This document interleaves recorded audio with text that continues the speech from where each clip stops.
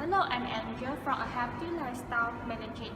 Today I'm going to conduct an interview with Food Revolution. A simple introduction to Food Revolution which inspires people to have a healthy lifestyle. Now I'm going to meet the management of the Food Revolution. Come with me now. Hello, this is Shira. Welcome to Food Revolution.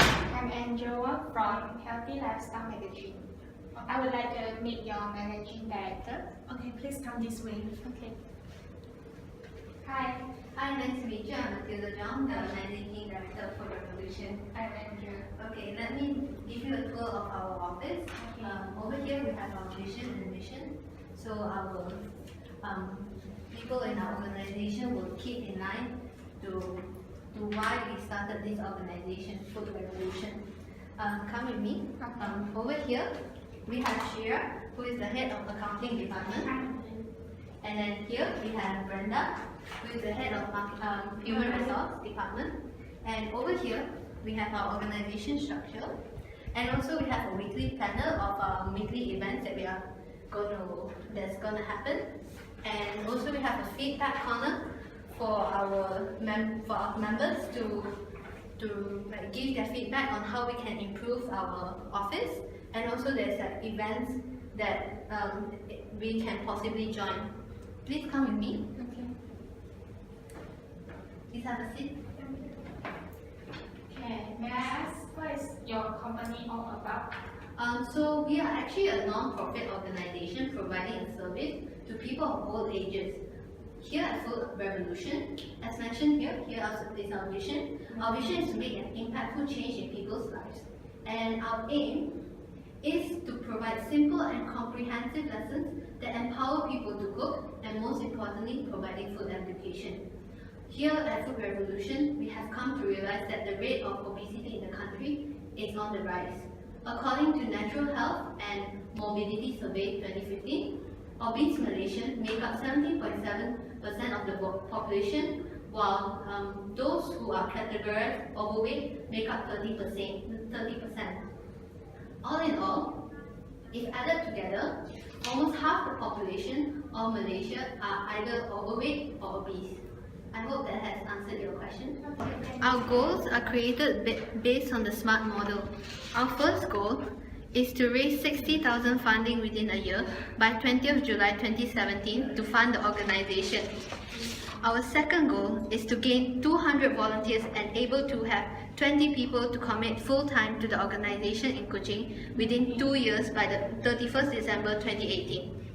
Our third goal reflects on the organization expansion to 2 neighboring cities, which are Cebu and Bintulu, within 5 years by 12 October 2021. So why do you think your company is standing in the current situation? We'll be looking at the external environment to see where our company have been situated. So first off, we'll be looking at the social culture, which is in the general environment. The opportunity in this area is that Malaysians fan food in terms of cultural and religious food. And parents nowadays don't really like children to eat unhealthy food, so we have a fast point in that.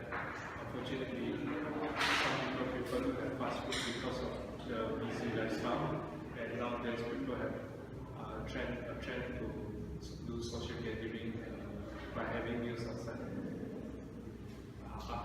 Besides that, we'll be looking at the economic aspect. In this aspect, the Malaysian citizens will be more interested in cooking due to economic inflation and cost effectiveness. Other than that, we'll be looking at the price hike of food in Malaysia. Some people might consider to find cheaper alternatives of obtaining food rather than eating. Unfortunately, organic ingredients price will be greatly affected, and people will most likely buy these kind of ingredients. And lastly, we'll be talking about the political legal. In this aspect, the opportunity is that some food stalls are still illegally practicing unhealthy food, and they are using alcohol, and people will most likely not go to these kind of food stores anymore.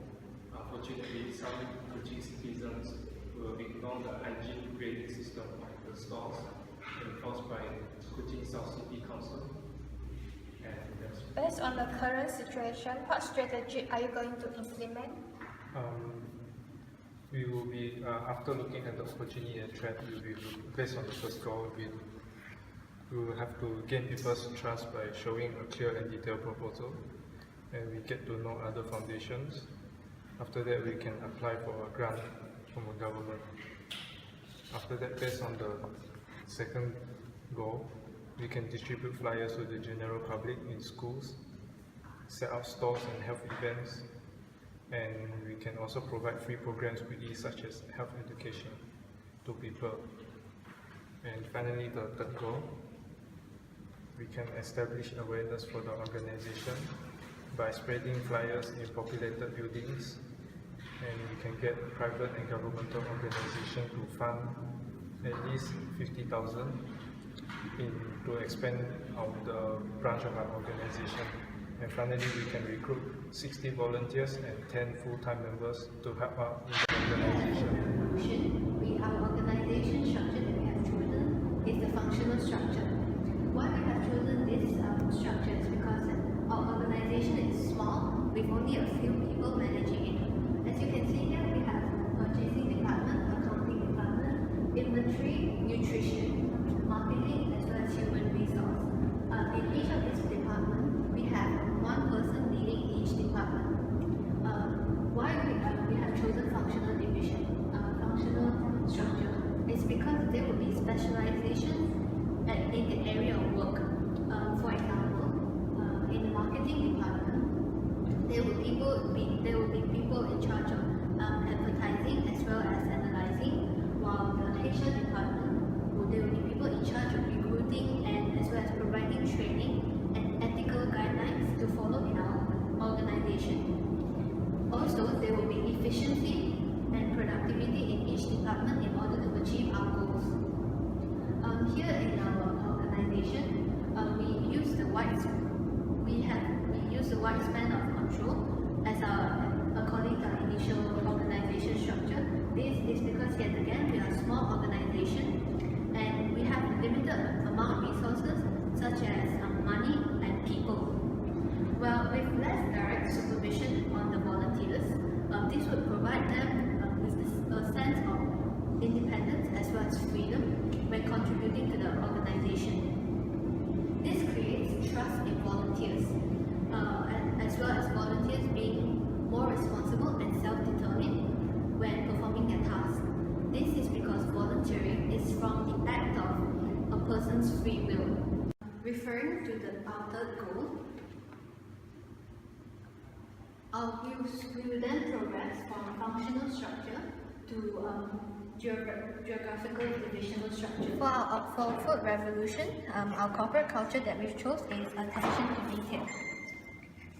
As you can see here in the image, that for us it is important that we know and understand people's preferences. Hence why we have the management department in our functional structure.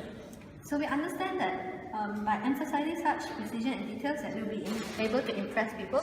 This would lead to our second goal, because then people will be impressed and they'll eventually lead and bring more people, encouraging them to join our organization. Also, we will be able to gain trust of the people who are interested to fund our organization, which would lead us to our first goal. The next culture that we have chosen is people orientation. This is because we believe in fairness, supportiveness, and respecting individual rights. Because here in our non-profit organization, people are our greatest assets.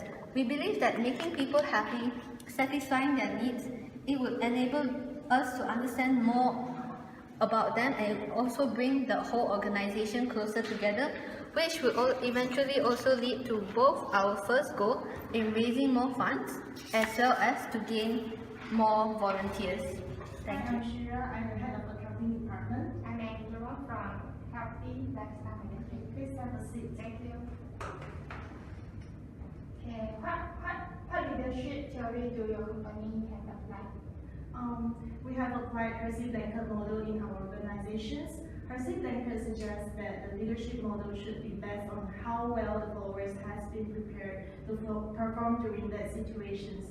Since we are a new organization, it will be rather complicated to get things done right and organized. Hence, at first we choose the first step of Percy Blanket model, which is telling. Telling means giving specific instructions and task directions, emphasize on getting the task done to make it effective. It's important because it exists in better control as volunteers might not be ready to perform their task effectively during that situations. From this, we connect the theory with conducting and authority decisions from Brun-Jagow leader participations model. At these situations, decisions are made by leaders and then followed by the volunteers. The reason an authority decision is conducted is because we want to avoid the conflicts and blurred directions which can affect the effectiveness of the organizations.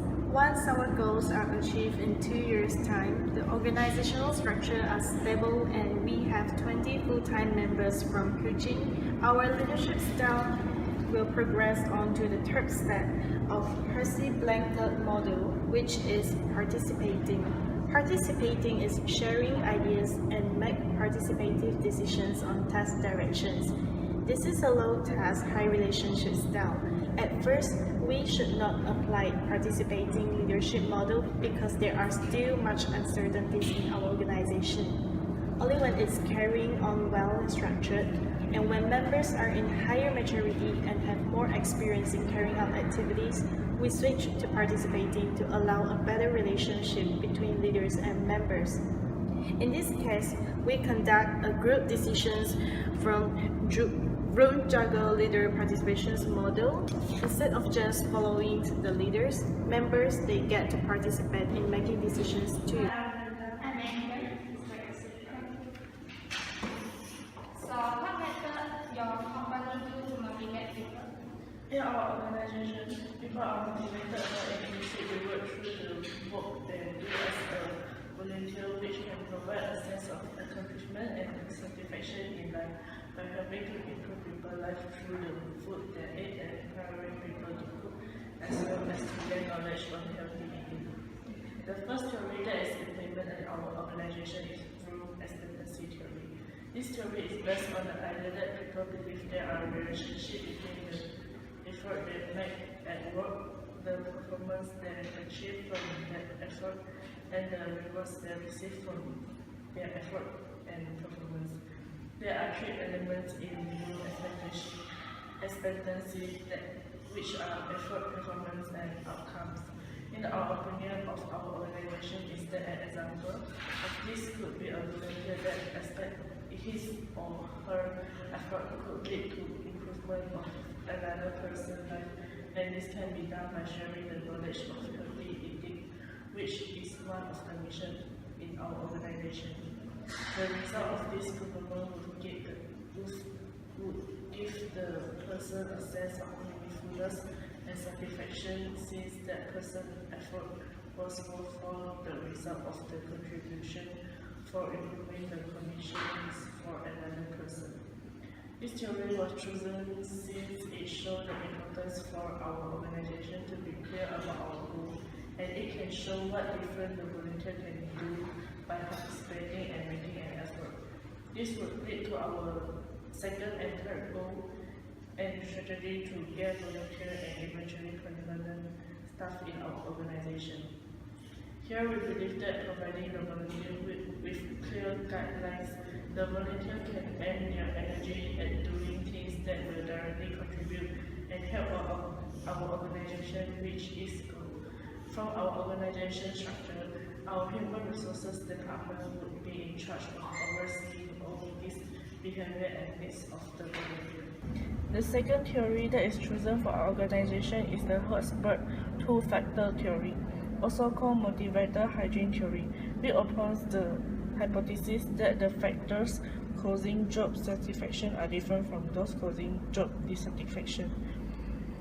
With non-profit organizations such as our organization, this might be connected with the reason why people do voluntary work, which often is because they believe the work the organization does is important and rewarding.